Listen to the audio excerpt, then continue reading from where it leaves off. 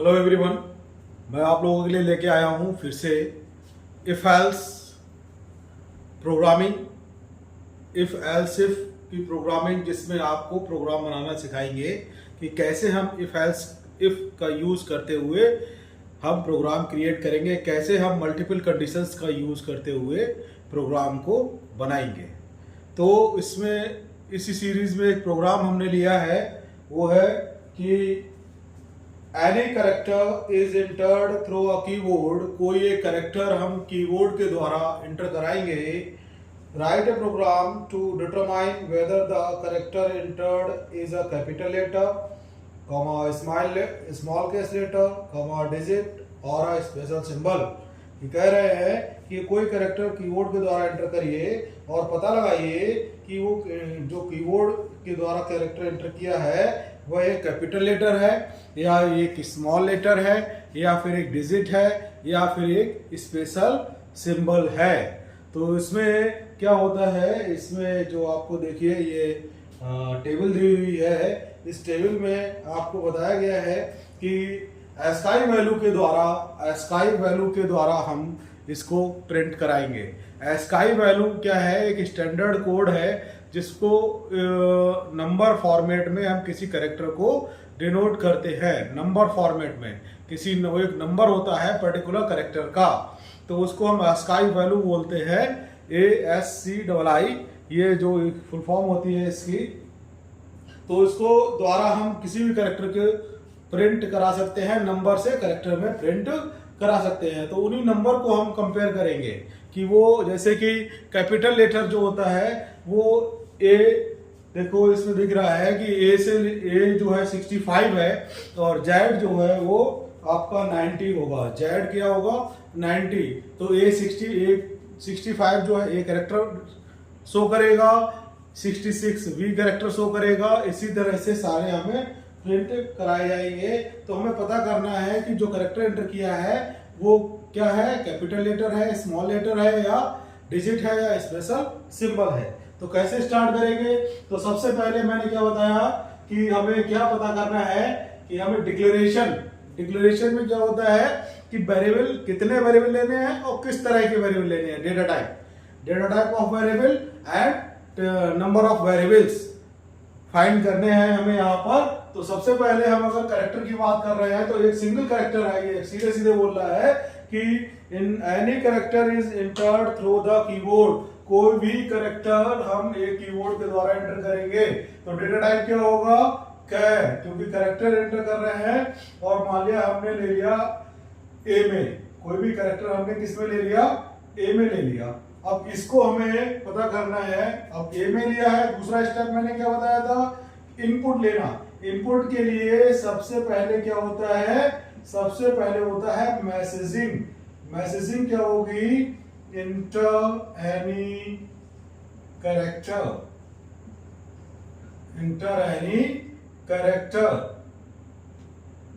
ठीक है। अब स्कैनफ लगाएंगे। स्कैनफ में क्या देंगे? %D, %C, %F।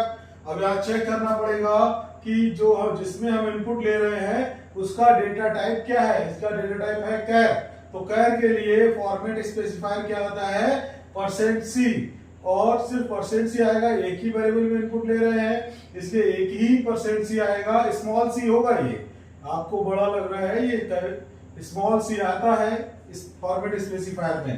Comma, address operator और जिस वेरिएबल में हमें इनपुट लेना है उस वेरिएबल का नाम। क्लियर? तो ये इनपुट आ गया। अब हम चेक कराएंगे। चेक क्या कराना है? सबसे पहले कैपिटल लेटर के लिए कि ए की वैल्यू जो है, ए कैपिटल ए किससे के बराबर है? 65।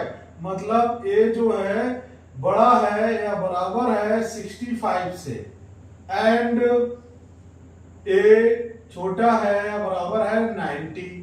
तो इस बीच में, इस रेंज में जो पड़ेगा वो आपका कैपिटल लेटर होगा। इस रेंज में जो पड़ेगा वो क्या होगा? कैपिटल लेटर होगा। तो यहां हम क्या प्रिंट कराएंगे? प्रिंट है कैपिटल लेटर।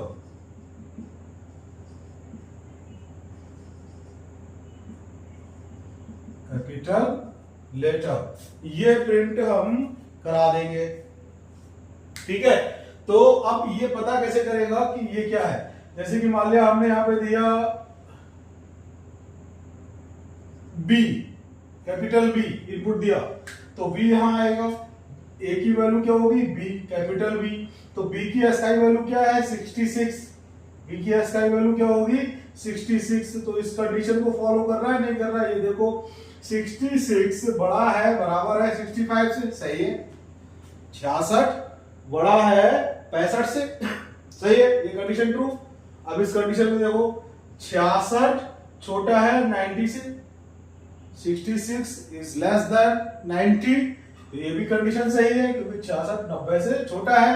अब एंड क्या कहता है, एंड कहता है दोनों कंडीशन अगर ट्रू होंगी तो ये होल कंडीशन ट्रू होगी, तो ये भी ट्रू है ये भी ट्रू है, तब ये क्या होगा कैपिटल लेटर शो करेगा। अब स्मॉल बी कर दे तो स्मॉल बी का होगा 98, स्मॉल बी की एसआई वैल्यू क्या होगी 98, जैसा कि टेबल में दिखाया गया है। तो 98 बड़ा है 65 से, है बड़ा, ये तो सही हो गई। अब 98 छोटा है 90 से, नहीं ये गलत हो गई। तो एंड क्या कहता है कि दोनों कंडीशन ट्रू होंगी तो ये होल कंडीशन ट्रू होगी, लेकिन ये कंडीशन गलत हो गई तो ये होल कंडीशन क्या हो गई आपकी फॉल्स हो गई, तो ये यहां नहीं आएगा इसकी बॉडी में। तो इसके लिए हमें स्मॉल लेटर वाला लगाना पड़ेगा कंडीशन, तो इसके लिए क्या लगाएंगे एल्स इफ में क्या आएगा a is greater than is equal to 97 and a is less than is equal to 122। ये रेंज जो है स्मॉल लेटर के लिए है।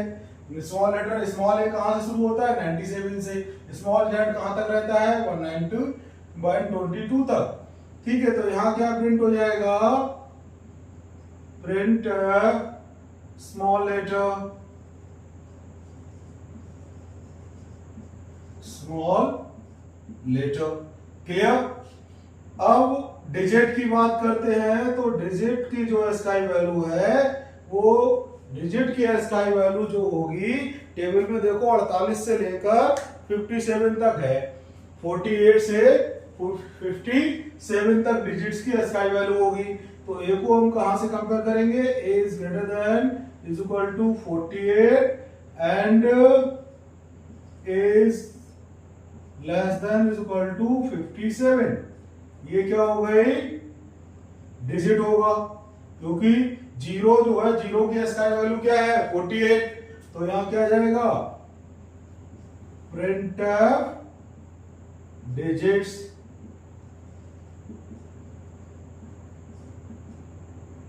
ठीक है। अब यहां पर ये बहुत सारी कंडीशंस दी है, बहुत सारे ब्रेक्स हैं जो कि स्पेशल सिंबल को शो करा रहे हैं, ठीक है।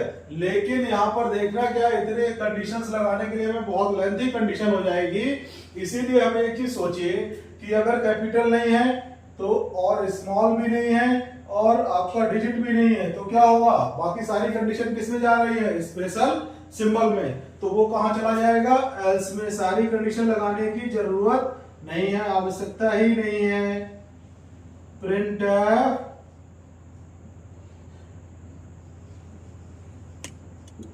स्पेशल सिंबल्स, ठीक है। ये गेट सीएच, ये आपका मेन क्लोज, क्लियर। तो ये आपका हो गया।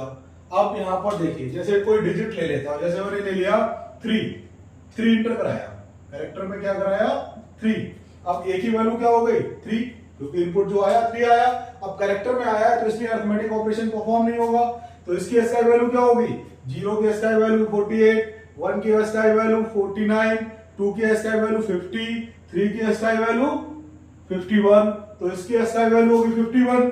अब यहां मैच कराएंगे, ए की वैल्यू एसआई वैल्यू क्या होगी 51, 51 इज ग्रेटर देन 65, 51 65 से बड़ा है नहीं है, यही गलत। तो यहां से सीधे कहां जाएंगे एल्स इफ पर आएंगे, क्योंकि ये फॉल्स हो गई, ये कंडीशन क्या होगी फॉल्स, तो कहां जाएंगे नेक्स्ट कंडीशन पर। यहां देखेंगे 51 इज ग्रेटर देन 97, 51 जो है 97 से बड़ा है नहीं है, ये भी कंडीशन क्या हो गई फॉल्स, तो कहां जाएंगे यहां आएंगे नेक्स्ट कंडीशन पर, नेक्स्ट एल्स इफ पर।